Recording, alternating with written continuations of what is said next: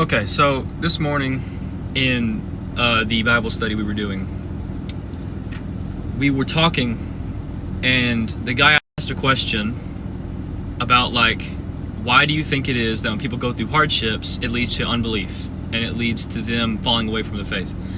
And I answered that it's mostly because people think that God is your genie, that God's going to give you whatever you want, whenever you want it, and that you don't have to really do anything else. Like, it's all about what He can give you and what He can do for you. But I'm here to tell you, God is not your genie, okay? God's not your genie, all right? He's not going to grant your wishes and give you everything you want, all because you ask for it, okay? It says in the Bible He will give you what you want that's in His will. But that also comes with the fact that if you don't get what you want, it means it's not in His will. So therefore, you shouldn't be crying about it because you didn't get what you wanted, especially whenever you're going through hardships. Because believe me, you will go through hardships.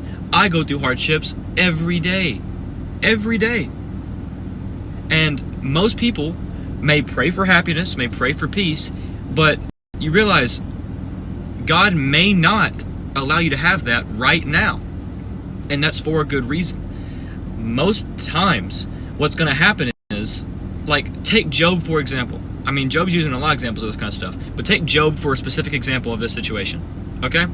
So in Job's situation, God allowed Job to go through hardships, allowed him to go through this personal hell on earth. He lost everything. He lost his kids. He lost his cattle, his livestock. He lost everything. It all gone. His body was covered in boils and sores, and it sucked. Like, that had to be awful. And in the middle of all of it, even Job's own wife was still sitting there and mocking him, being all like, why do you still believe and why do you still trust in this God that took everything away from you? You got to realize He may be either A, testing you, or you're going through a hardship that's going to make you better in the future. Because believe me, I can testify this myself. You will be better because of hard things that happen in your life. You will be better because of the hard times you go through. All right? And your relationship with God should not be transactional.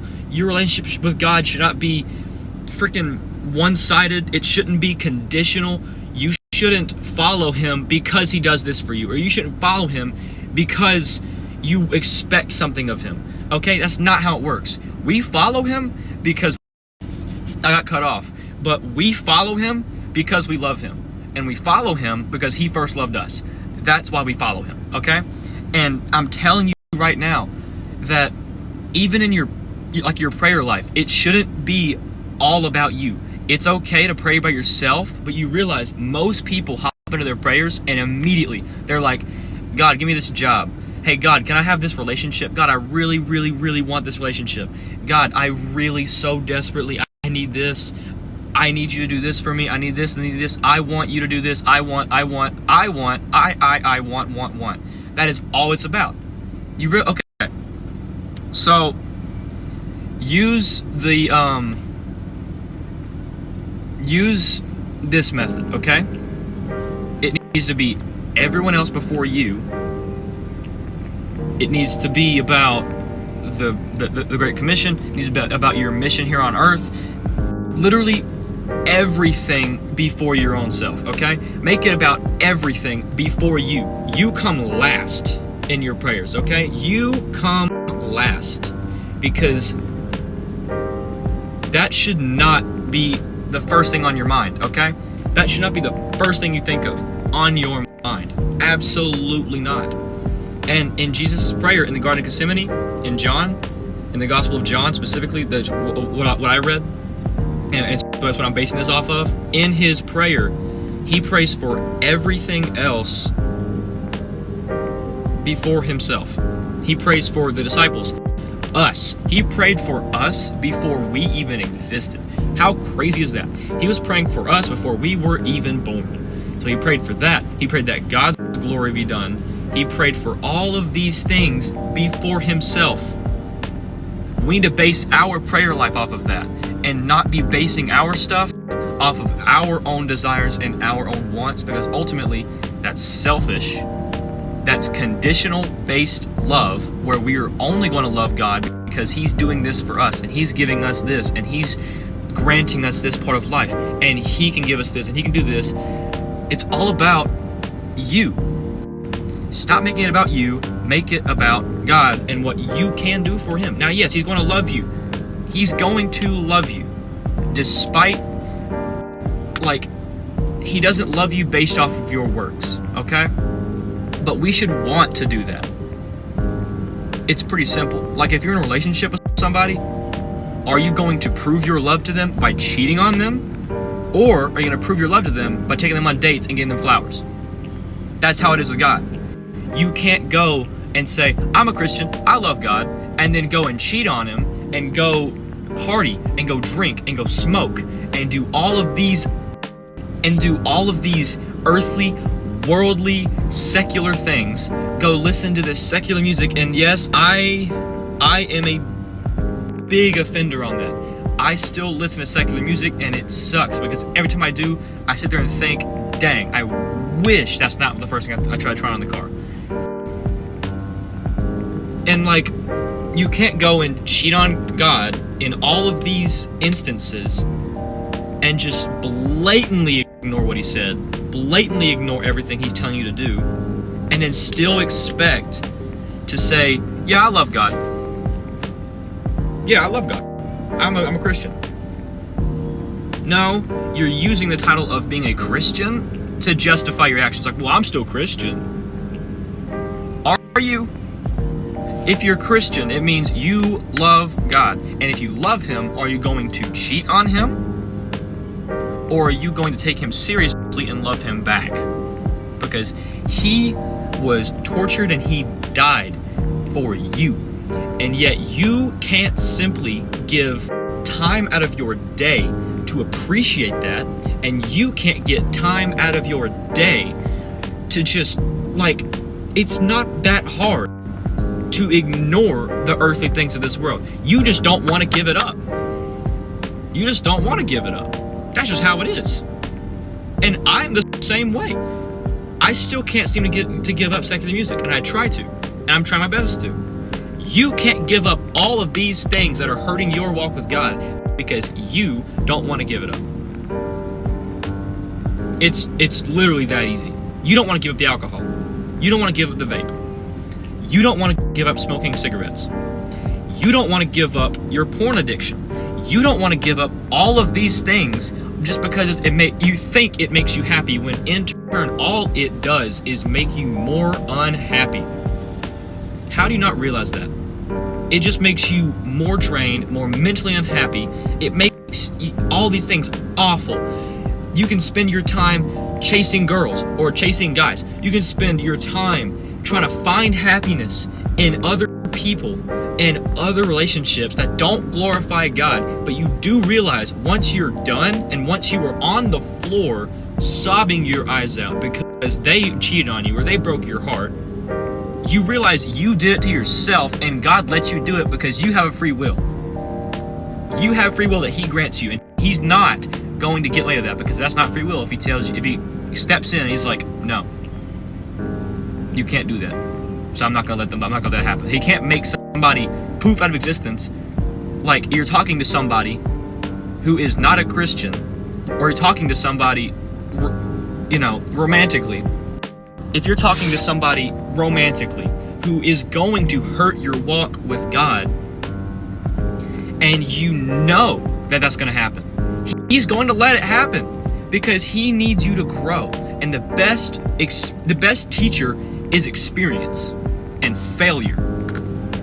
And so He's going to let that happen to you because you had a free will, you did it. And everyone wants to blame God about it. Everyone wants to be like, man, God let this bad thing happen to me. God did this to me. No, you did it to yourself. You put yourself in that situation. You hurt yourself. You did it to yourself. That's on you, not God. And you want to blame God because it's so stupid. You can't blame God for something that He he let you do. He gives you free will because he wants you to choose to love him. He doesn't want a mindless robot who's just like, yes, Lord, I love you no matter what. No, he wants you to choose and say, you know what, God, despite everything in my life that's gone wrong, I still choose to love you because either way, you sent your son to die for me. That is love. And anybody who's ever been in a relationship, a condition-based relationship, where you had to bring something to the table that wasn't, the basics. You had to bring something like money. You had to bring something like sex. You had to bring all these things to the table for them to love you. But you have to realize that's not love. So stop treating God like that. Stop saying you love him and then deliberately making these mistakes. Making mistakes is okay. It's part of human nature. We're gonna make mistakes. You're not perfect. None of us will ever be perfect. Don't put that pressure on yourself because it's not gonna happen. So don't even worry about it. But you also have to realize when you choose to do wrong, knowing full well it's wrong. That's not a mistake. It may seem like a mistake later, be like, no, that was a mistake I made. No, that was a choice. That was a bad choice, a deliberate bad choice. And you may be saying, well, don't make me feel bad about it. Like, you should feel bad about it. That's how you know if it's love or not.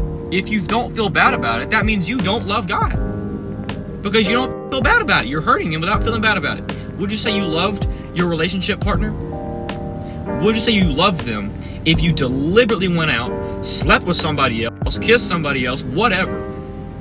You text some other girl while you're with your girlfriend, or you text another guy while you're with your boyfriend, and still call that love? Like, is that love? No, it's not, and you would agree with that. Anybody who's ever been in a situation like that would understand that's not love, and that's so. For the love, please stop treating God like he's your genie, like he's your personal servant. Because since when did the roles reverse? Since when did he become our bugle boy? Since when did he become our waiter? Since when did he become your servant?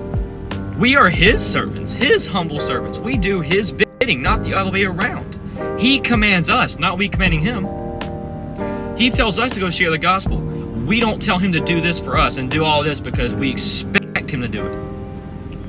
If he does it, it means it's in his will, and that means that that's what's in line for your life.